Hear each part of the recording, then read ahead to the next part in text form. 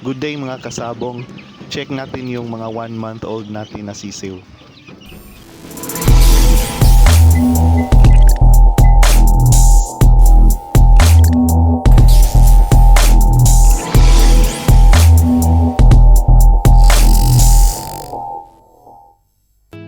Good day mga kasabong. So bago lang natin ilipat yung mga sisiw natin na 1 month old. So check natin sila.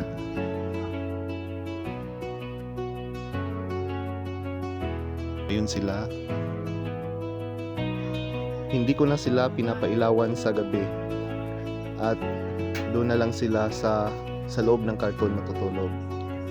Para mas maganda yung development nila sa kanilang mga balahibo.